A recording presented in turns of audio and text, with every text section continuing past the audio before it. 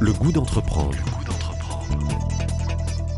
Une émission proposée par Doris Pradal en partenariat avec la Caisse d'épargne, la Banque des entreprises et des professionnels de Midi-Pyrénées. Bonjour à tous et merci d'être avec nous sur Radio Présence. Du Pays Basque en passant par Cadaqués, Madère, le Cap-Vert, Israël, l'Albanie, le Maroc, l'Éthiopie, le Népal ou encore le Pérou, la Balaguère emprunte chaque année des chemins, des routes et des sentiers dans le monde entier. La Balaguère est le 5e tour opérateur d'aventure français, né dans les Pyrénées. Depuis sa création en 1985, la Balaguère a fait voyager 250 000 personnes et place l'homme au cœur de l'entreprise. Vincent Fonvieille en est le fondateur. Il est avec nous sur Radio Présence dans Le Goût d'entreprendre.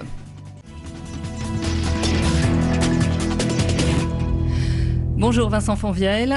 Bonjour. Voyagiste, spécialisé dans la randonnée et le trek, basé dans les Hautes-Pyrénées, à Reims-Marsous. Alors c'est votre histoire qui nous intéresse, celle de votre entreprise, fortement ancrée dans les Pyrénées et très attachée à son territoire. Vous avez 59 ans. Vous êtes un grand voyageur. Comment est née l'idée de votre entreprise ? En fait, c'est tout simplement l'histoire d'une passion. J'étais au départ, et toujours d'ailleurs, passionné de montagne et de voyage, mais surtout de montagne et surtout de Pyrénées. Et en fait, ce que j'ai voulu faire, c'est de partager cette passion et essayer d'en faire un métier. Vous avez vécu dans les Pyrénées, toujours vécu dans les Pyrénées ? Je n'ai pas toujours vécu dans les Pyrénées. Je suis arrivé à l'âge de 10 ans. Je suis pyrénéen d'adoption. Mais j'ai vraiment pris goût à cette montagne, à la parcourir, pas seulement à la regarder, parce que j'ai habité au pied des montagnes.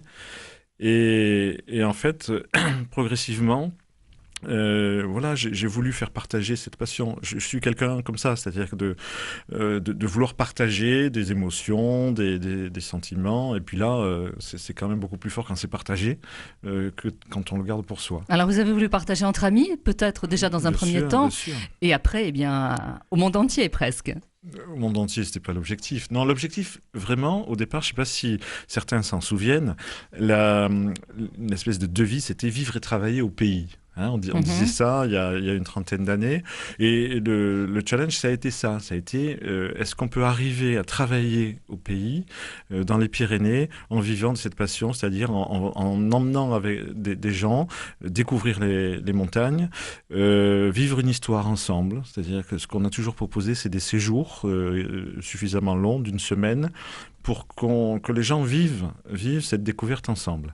Et je crois que c'est un des facteurs clés de succès, le fait de passer du temps ensemble avec nos clients qu'on a pendant très longtemps refusé d'appeler clients parce qu'il y a forcément une relation forte qui s'établit avec les gens que l'on emmène. Et c'est créé au fur et à mesure une fidélité à l'entreprise très forte. Voilà, donc c'est une passion partagée. Alors à quel moment vous êtes passé, j'allais dire, de l'autre côté de la barrière, c'est-à-dire vous êtes devenu une vraie entreprise. Vous avez tout de même 35 salariés aujourd'hui dans les Pyrénées. Oui, ça fait quand même longtemps qu'on est une vraie entreprise, mais c'est vrai que je n'avais pas personnellement de formation à ça du tout. J'ai été fonctionnaire de l'Office national des forêts pendant des années, donc je n'étais pas entrepreneur, et donc j'ai appris sur le tas. Et c'est vrai qu'on a commencé donc en 85 et au bout de quelques années, on s'est aperçu effectivement que c'était devenu une entreprise et qu'il fallait gérer cette structure comme une entreprise, même si au départ, le statut était associatif. Et donc, au bout de quelques années, je me suis mis à me former. J'ai été apprendre à gérer une entreprise, apprendre les mécanismes du tourisme. Et c'était en 92, on a décidé de transformer cette association en société. Et donc là, on a commencé vraiment à gérer la Balaguère comme une entreprise. Comme une entreprise. Est-ce qu'il y a des choses qui vous ont semblé très difficiles ? Oui, c'est comme dans toute entreprise. Ce qui est difficile, c'est dans un... Comment dire ? dès le départ, on a voulu placer l'homme au centre. Hein. C'est vraiment quelque chose d'important pour nous, l'homme avec un grand H au centre de l'entreprise. On a mis des années à traduire ça par un slogan dont on est très fier et qui est « Chaque pas nous rapproche ». Et pour un spécialiste de la randonnée, c'est important. Et en fait, ce qui a été difficile, c'est de concilier cette volonté de créer nos propres emplois. Nous étions une équipe, de développer cette activité. C'est-à-dire, ce qui est difficile, c'est la notion de développement, de création d'emplois, mais tout ça dans une logique de réaliste, de rentabilité, par exemple. Hein. Et donc, on a eu comme ça quelques périodes difficiles, voire très difficiles, bien parce que pour des erreurs de gestion, d'appréciation. Vous avez appris en fait. Voilà, on a appris tout simplement. Et puis on mhm. apprend en faisant des bêtises, et puis en essayant de ne pas les reproduire. Et vous avez toujours dit non au tourisme de masse. Ben parce que c'est pas notre histoire. C'est pas du tout notre histoire. On arrive parce que ce qui est quand même, alors je sais pas si c'est remarquable ou pas, mais 30 ans après, le produit ou le service, c'est-à-dire le fait d'emmener comme ça avec nous des gens en montagne ou en voyage, parce que donc on est passé au voyage après quelques années, mais le concept est le même, c'est-à-dire c'est un petit groupe, une dizaine de personnes en moyenne, et c'est avec des groupes de cette taille-là qu'on arrive à échanger entre nous et à ne pas être, un poids pour les populations qui nous accueillent dans les différents pays. Donc voilà, enfin c'est ce que j'ai un peu perdu le fil de votre. Oui, de vous votre avez question. toujours dit non en fait au tourisme de masse. Forcément, ça nous est même pas venu à Oui. l'idée. C'est pas du tout notre affaire. Enfin, c'est vraiment un autre monde, un autre métier complètement. Vous ne vous êtes jamais posé la question de basculer, de dire je vais passer sous un groupe un petit peu plus important pour essayer de vendre plus, par exemple? Non. Ah non. Et puis même, nos clients nous rappelleraient alors. Ce sont nos clients qui décident quelque part. Hein. Donc non, pas du tout. Et puis je vous dis, même si on est allé apprendre, ou je suis allé apprendre les techniques de l'industrie du tourisme, on va dire, pour apprendre le métier quelque part, mais on a toujours adapté ces techniques-là à notre monde à nous, c'est-à-dire des petits groupes, du déplacement à pied ou alors par des modes de locomotion douces.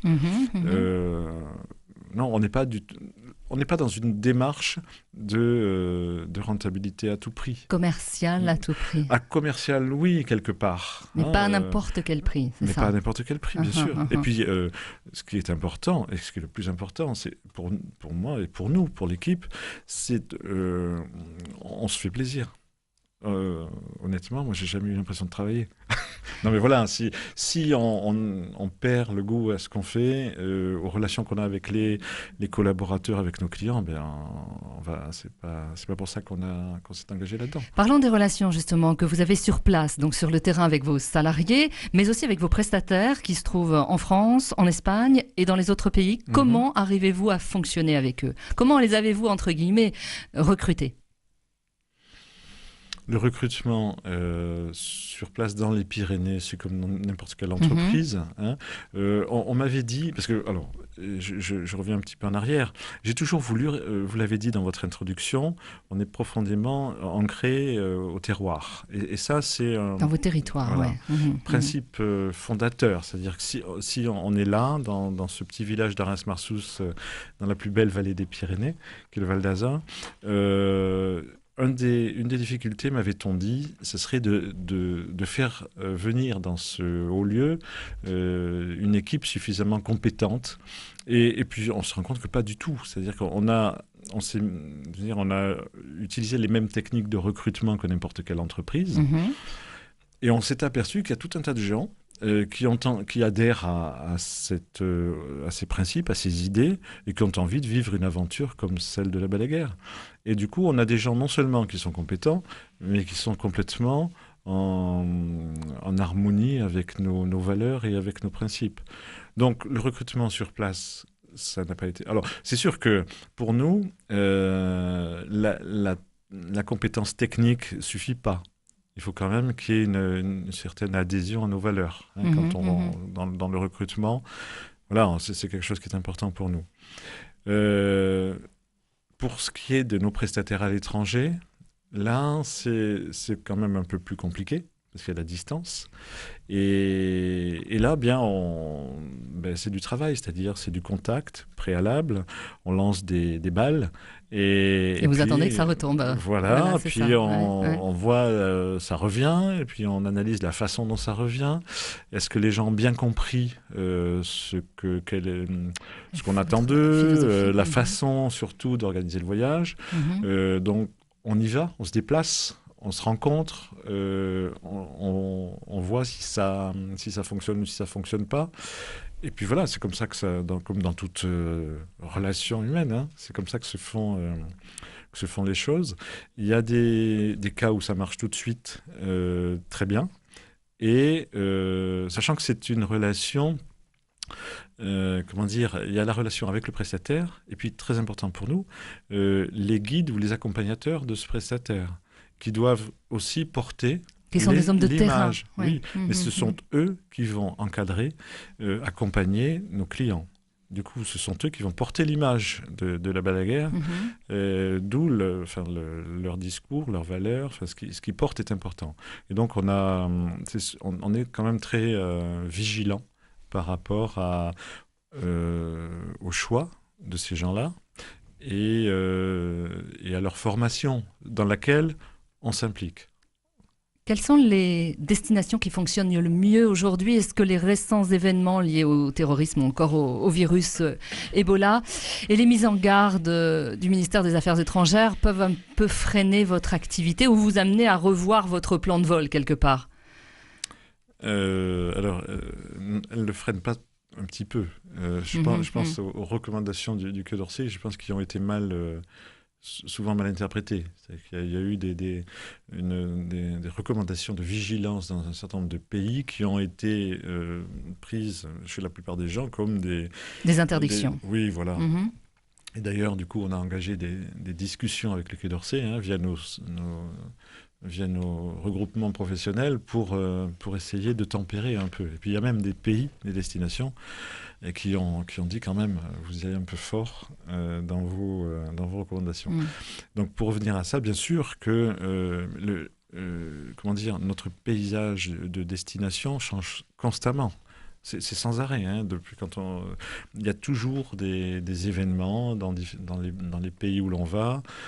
Ça a commencé, je sais pas, par le Yémen, par Al-Qaïda au Maghreb islamique, par tous ces pays-là qui deviennent dangereux ou considérés comme tels. Et du coup, on est obligé de prendre des dispositions de sécurité. Et puis surtout, ce sont nos clients qui ne veulent plus. Par exemple, la Mauritanie, qui est un pays qui a été notre destination phare, où on a sur place, c'est génial ce qu'on faisait là-bas. On sait aujourd'hui que les autorités prennent des mesures de sécurité importantes, mais plus personne ne veut y aller. Et du coup, tous les gens qui bossaient avec nous là-bas se retrouvent sans rien.